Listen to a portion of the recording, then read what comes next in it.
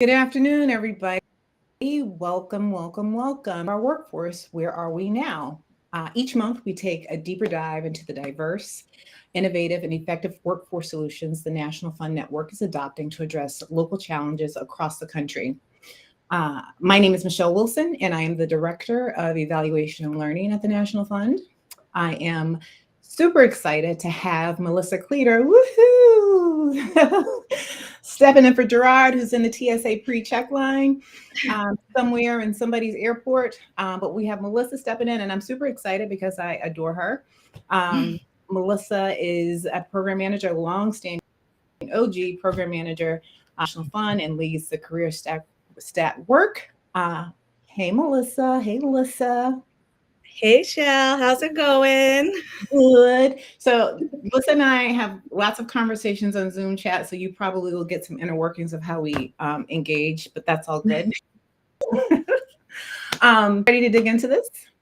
Let's do it. Let's do it. Okay. So this is a big month for CareerSTAT. You guys, there's a lot happening over there. I just want to jump into that, and so which is why you're here. So tell us what's going on. Yes, we have lots of exciting things happening, and I'm really excited to be here today to talk about them. In particular, we have relaunched our Cornerstone Peer Recognition Program. This was a program that was designed to recognize the work that employers were doing to invest in their frontline workforce. And for CareerSTAT, that means folks who are working in positions with an associate's degree or less, or making less than $50,000 a year. And it was really to recognize that work and then to leverage that recognition to get more investment and to encourage peers to continue to do that work or to lead that work. Yeah. So it's a cornerstone and it is a peer recognition. And I'm really excited after a 4-year hiatus that we're back in action. So talk about that. So the 4-year hiatus and what's different. What's different now than before, and tell us more. Like, how did that happen? And yeah, absolutely. So as I noted, this was a program that was generated by healthcare employers and them really wanting to be able to uplift the good work that was happening in the sector and elevate leaders who are forward thinking to solve some of these problems that have been long term, right? So we know that there are definitely some after effects of COVID, but healthcare was struggling before COVID, and that really just exacerbated it to a degree that makes it much harder to manage now. And so during that time, previously we looked at a lot of the programs that organizations had in place, both for providing onboarding support and that initial learning how to do your job, and some career advancement in that space. But during this hiatus, we took a step back to really try and get a much more holistic view. So we're not just looking at HR work or programmatic work, but we're looking at the greater work of what does it mean to have an equitable workplace that is also accessible, that's inclusive, where people feel as though they belong and that they feel that they are centered and cared for. And so we expanded, and the newer application really aligned with the National Fund's job design framework, which is really our rubric for trying to figure out what's a good job, right? Because there's lots of ways that could shake out. So in reworking this, that it looks the way it does now, who all's involved in that process?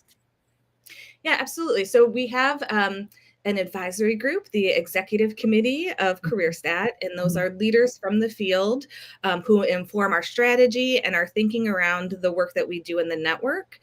We had a subgroup of that. Those folks come and help us with the redesign. We had our National Fund team of Activate employers engaged. And then we also had some newer employers who brought fresh eyes to this work, right? That hadn't been fully engaged in CareerSTAT or into the previous recognition, to be able to provide us a newer perspective as we looked at this more holistic way of giving recognition. So I don't know how many people, I don't know if people understand how expansive this is in terms of how many systems this work touches or who else engaged. Can you talk a little about the breadth, the scope of the CareerSTAT network? Because I find it quite impressive, quite frankly.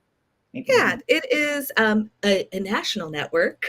It is helping healthcare employers across the continuum of care. So we do have those larger mega systems that are becoming more and more common, right? But we also have long-term care, home health care, and our direct service providers. We also have primary care providers in this space, behavioral health. There's a lot in that. And then it also includes partner organizations, right? The folks who help healthcare employers be able to expand their offerings and provide support. So whether those are community-based organizations, education and training partners, and some local organizations like healthcare associations or healthcare industry partnerships, right, where they're working together to solve regional challenges that they face together. And so all of those folks are coming together, and really it's a network to learn from one another. We know that sometimes it can get a little bit of a little tight of competition in your local service area that makes cooperation and collaboration a little bit challenging. And this is a way to connect with folks across the country and to hear like, oh, you tried that? Ooh, what do I take from you to try in my space? And what challenges can I learn from you? And all of those kinds of things. So it's a really exciting network. And this is an exciting time because we have tons of exciting and innovative practices that we're going to be able to share as we dip into 2024. One of the things I think, and I've done focus group with folks in the CareerSTAT network, and that was the thing that rang true, that came out, that was very loud and clear in all of the conversations that we had in the focus groups we had, was just the ability to connect with people across the country and talk about these issues. So that's exciting that that space is there for workers, just for healthcare organizations. So I'm curious about what stood out around the group of champions that you've named this year. What stood out? Well, so there's a rubric of what makes a champion, right? We have a different criteria, but I think what really stood out is that these organizations have sustained leadership commitment to do this work. They're not having to pitch over and over to convince their leaders. 4 of them, excitingly enough, have elevated from emerging champion status to champion status. And so that is, we were able to say, so pause, let's talk about what that means. Let's talk about what that means. So within the designation, there's champions and emerging champions. Champions meet all of the criteria that we're looking for. And emerging champions are earlier in the work, right? Like they have some of that commitment and they are diving into it, but maybe they don't have all the outcomes or the data to support and show the effectiveness of the work. Maybe they have are starting with programmatic responses as opposed to a larger strategy, right? But they're on the road. They are walking and they are trying to get there. And so we want to give them that recognition to say, we see you. We see you trying to make some changes in your organization, and we want to be able to support you in that. And then, so in this case, there are 4 organizations of the 8 who have been recognized in this year, and they were previously recognized as emerging champions. And because of the hiatus, they had even more time to adjust and advance some of the practices and adopt some of the best practices that they have learned through colleagues and learned through their participation in CareerSTAT. And we've seen it reflected now in their current applications to elevate them to that next level. And I just want to pause and talk about how powerful that is, right? Like to recognize organizations that have been identified as emerging, and then the commitment, right? Because this is systems change work, and it's not stuff that happens overnight or in 2 days or in 1 year. With, it takes time. And so the dedication, and then to come back and then show as, champions is fantastic and really exciting. And again, that's the power of the CareerSTAT network. I mean, obviously they're doing work in their communities, but that they are committed to doing this. Yes, for sure. So when we think about the work, we have been for quite some time now at the National Fund, really how we, through our work, disrupt drivers to occupational segregation. That's where we are with our commitment to race equity and inclusion in workforce. So what does it look like? What are you seeing, or talk to me about what's happening in the CareerSTAT space around occupational segregation? Obviously, we know that the healthcare is one of the areas where you have some of the greatest types of disparities with regard to occupational segregation, wage segregation, a whole host of segregations. But talk to me about what space. Yeah, absolutely. Yes, we have lots of data that shows occupational segregation. There's a lot of opportunities in the healthcare field to address those challenges. Reframe it, yes. Yes, a lot of opportunities in that space. And I think some of it is really employers really looking at the fundamental changes, that recognizing that you can do these quick fix changes and they're going to be quick fix and not lasting, right?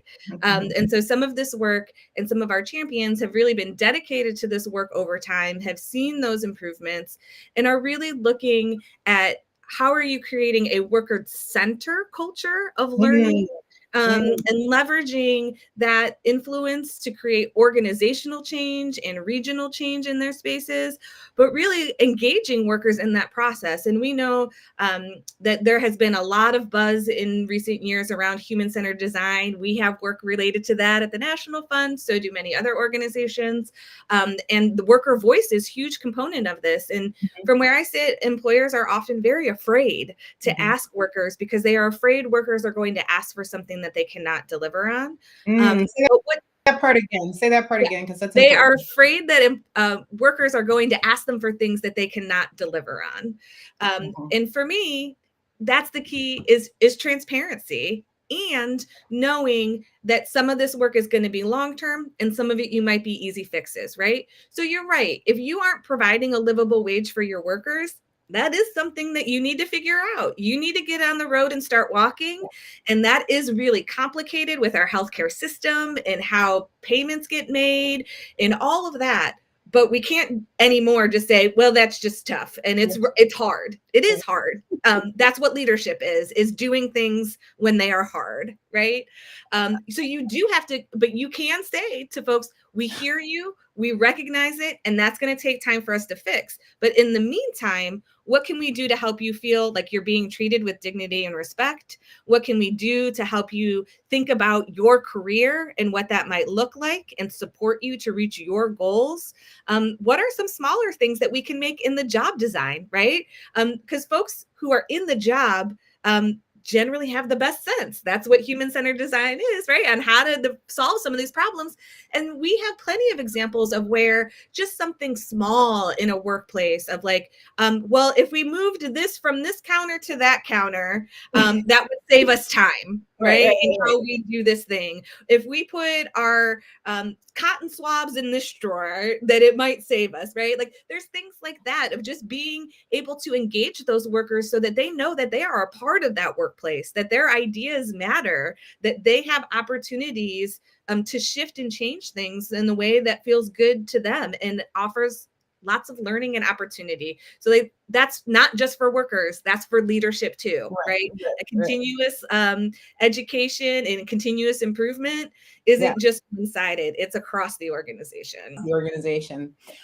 So we have just a couple of minutes left, but I'm really curious, and we're at the end of the year. This is our last State of the Workforce for the year. So, so what challenges remain? Like what are you still frustrated about when you think about where we need to go and what needs to happen? Maybe not frustrated, but where do we need to dig in more in your mind? Yeah, something that comes up a lot is that healthcare employers are in a very precarious state at this moment, and some of them are very much in survival mode. How do we keep our doors open so that we can provide our communities with the care that they need? And so they are looking for quick things. But what we know is the structures that got us here, not quick, right? And very intentional and took a long time to get there, right? And so we need to be just as intentional and just as committed about dismantling those structures. And that takes time. And that can be really hard when you feel like you're just treading to stay above water. And so what I would love to see is more organizations, it's not an either or, it's a yes and, right? Yes. So what are the things that we can do short term? And then what are the things that we really need to invest in and be committed to in a long-term vision of really transforming our workplaces? to ensure that people are staying, that they're not just coming in. We're not just hiring a diverse workforce. And when I say diverse, all of the ways, racially, age-wise, other identities, a whole host, people with different abilities. We need all of those folks represented in the healthcare space because we as a community represent all of those things, right? Yes. Yes. So we need that. In order to change that, that's hearts and minds, that's mindset shifts. That's a lot of work that goes into it. But you're not going to get anywhere unless you get started and Right. you have that commitment to keep moving the needle. And you have preached a word today. Hallelujah. Alyssa, I always enjoy talking to you. I adore you. Thank you for joining us today. Be sure to join us next month, everybody, as we continue the conversation about the state of our workforce. Have a fantastic winter break if that is available to you. And we will see you on State of Our Workforce next year. So, bye, everybody. Bye, everyone.